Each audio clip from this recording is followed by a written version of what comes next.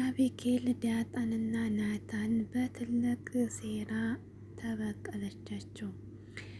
አቢጌል ናታንና አራቂ አጣጥታ የሰላምና የዳጣዬን ሚስጥር እንዳለ አዘረገፈችው።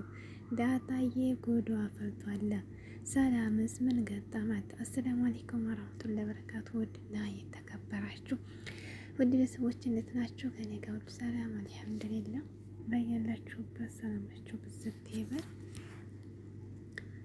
ላይክ፣ ሰብስክራይብ፣ ላይክ፣ ሼር እያደረጋችሁ አበረታቱኝ። የምታበረታቱ ያመሰግናለሁ። ውድ ቤተሰቦች እንግዲህ አቢጌል ተመክራም እንግዲህ ተቆጥተዋትም እዛው ቦታ ነው ነው መከራው እንዲህ ካለ መከራ ይምከረው ተብሏልና እንግዲህ አቢጌል ወደ መጨረሻው ዋጋ ለመክፈል እየተዘጋጀች ነው። ምክንያቱም ቤተሰብ እንግዲህ በሙሉ መክሯል። እናቴቱ ራሱ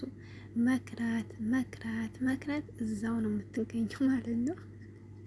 የአቢጌል ጭንቅላት ደግሞ እኔ እንጃ በሸር ነው እንጂ እንደው ጠቅላላ የተቀረጸው በኸይር ነገር ምንም በቃ አይመጣላትም።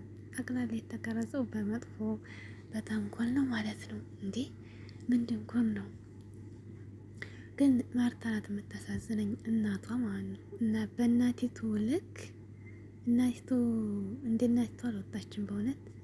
የአቢጌል ደግሞ በጣም የጠና ነው። እናቲቱ እንደዚህ ያለች ለትዳሯ የምትጨነቅ ማንንም ሰው የምታከብር ባለቤቷ የምታከብር ለቤተሰቧ የምትጨነቅ ሲጀመር ቅዝቅዝ ያለች መጥፎውን ደግሞ በመልካም የምታዞር ብቻ እኔ እንጃ። የማርታ አስተሳሰብ በጣም ከባድ ነው እና ተመልካምነት ጥግ በጣም የተያያዘ ነው እና ልጅቷ ደግሞ አቢጌል እንግዲህ በጭንቅላቷ የተሞላው በተንኮል ነው ማለት ነው። እንግዲህ አባቷም ታንዴ ሁለቴ ሶስቴ አስጠነቀቃት፣ በጣም አስጠነቀቃት። እንዲሁም ደግሞ እናቱም ደግሞ እየመከረች ነው ቢያንስ ለህይወቷ የሚጠቅማትን መልካም ሴት ሆኒ፣ መልካም ሰው ሆኒ፣ ሰውን አክብሪ በቃ ማትላት ምክር ብሎ ዝም ነው ምክሯ የምትመክራት እና ግን እሷ ምክር እየመከረቻት ተንኮል ነው የምታስበው ማለት ነው። የአቢጌል በጣም የጠና ነው እና እንግዲህ ናታንና ዳጣን እየተሸሸጉ እንግዲህ ናይፋቸውን እየቀጁ ነው፣ ግን እየደረሰችባቸውም እነሱ እየተነገጡ ነው ማለት ነው። አንድ ሞት ትደርስባቸዋለች የቸገሩ ማለት ነው። አንድ ላይ ሲሆኑ ጭራሽ ትንሽ ሳይቆዩ ነው የምትደርስባቸው። ግን ያው ጸባን ስለምታውቅ ዳጣዬ ደግሞ በፖለቲካ ትነዳታለች። ቢሆንም እነሱ እንግዲህ ችለዋታል። ነገር ግን አሁን ምንድን ነው ያደረገችው? በጣም ከባድ ነው ያደረገችው። በጣም ግን ደግሞ አይሳካላትም፣ መቼም አይሳካላት። ሸር ስለምታስበው አይሳካላትም ማለት ነው። እና እንግዲህ ያንን የሚወዳት ልጅዮ በጣም የምትጫወትበትን እሱ ነው እንደዚህ የሚያደርገው። እንግዲህ ተላላኪዋ ነው እንጂ እንግዲህ አራቂ አስመጥታ ምንድን ነው ያደረገችው? ሌላ ቢያቅታት እንግዲህ ሰክሮ አብራ ከሱ ጋር ቆይታ እንግዲህ እንዴት ታረገዘች በኋላ ዳጣን ትቶ ስላረገዘች ከናታን ማለት ነው ናታን የራሷ እንድታረገው አስባለች ማለት ነው። ይህንን ማሰብሽ ጥሩ ነው ማዋቅሽ ማለት ነው። ይህንን ማዋቅሽ ጥሩ ነው እና ግን እዚህ ጋር ደግሞ ወንድ ልጅ እሱ ካልወደዳት እሱ ካላፈቀራት ሁለትን ብትወልድ ሴት ልጅ ጋር እንዲያው ጊዜ ይፈጃል እንጂ አብሯት አይሆንም። እናትሽ ነገር እናቷ ነግራታለች። ወንድ ልጅ በፍቅር ተገባሽ ተወደደሽ ንግስት አድርጎ ያስቀምጥሻል ብለታለች። እና እሱ ከወዲያ ከመረጣ ማለት ነው በልክና ደግሞ በሲስተም ያው ለጊዜው ልትይዘው ትችላለች፣ ግን አንድ ቀን ደግሞ ያመልጣታል። ያን ጊዜ ትጎዳለች። እና ግዴታ ልጅ የወለደ ሁሉ የማይፈለገው ጋር ይቀመጣል የሚባል ነገር የለም። ልጅ ስለወለደ ብቻ ነው ይቀመጣል ብለሽ ማሰብሽ አቢጌል ይሄ የሆነ አስተሳሰብ ነው ማለት ነው። እና እንግዲህ ምንድን ነው ያደረገችው? ከሚጠጣው ውሃ ከክላሱ ሃይላንድ ውስጥ አራቂ ጨምራ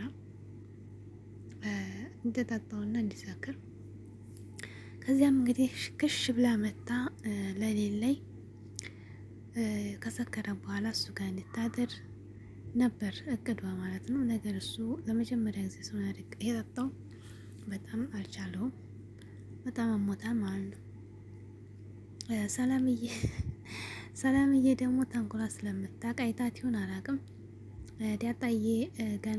ዳጣዬን ሂጂ ግዴታ እናታ ክላስ እቃ አምጪልኝ ብላ የግድ ላከቻት ማለት ነው።